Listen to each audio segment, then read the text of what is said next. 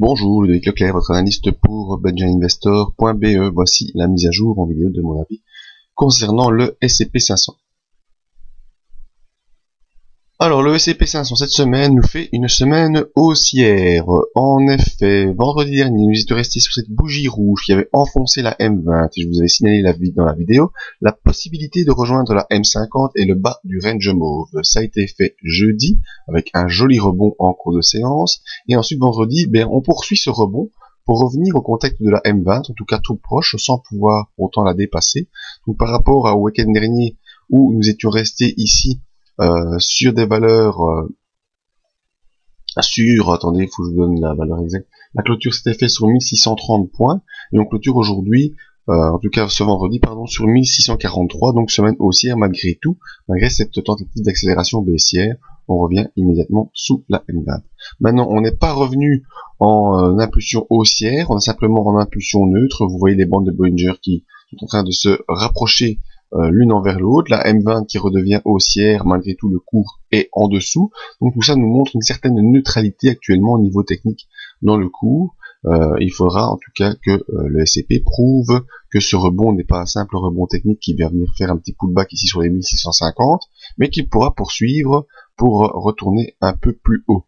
Voyons nos indicateurs.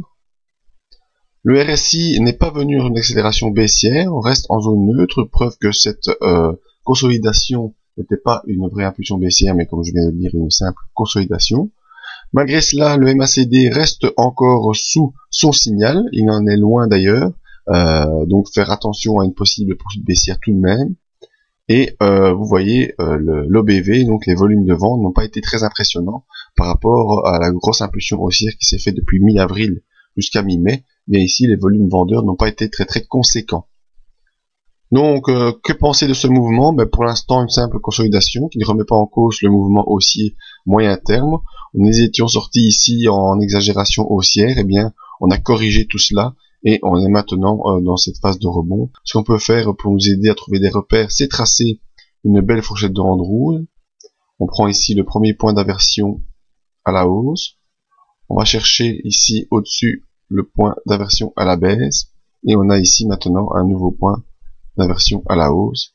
Donc voilà ce qui nous donne cette fourchette de bande rouge avec comme objectif haussier, si le cours parvient à dépasser les 1650, cette zone ici vers les 1690 points qui sera un objectif haussier si on revient au-dessus de sa M20, de la M20 et de ce support horizontal. Donc voilà mon avis pour le S&P 500 la semaine prochaine est de surveiller cette zone, la zone comprise entre 1646 et 1650. Voilà, pour ne rien rater nos autres analyses, venez sur le site immédiatement. N'oubliez pas, cette semaine, vous êtes mis en ligne les promos pour notre période d'anniversaire. Et si vous voulez absolument rien rater tout ça, je vous invite à venir vous inscrire sur la mailing list. C'est complètement gratuit et vous aurez ainsi toutes les nouvelles du site. Je vous remercie et je vous dis à bientôt pour d'autres analyses.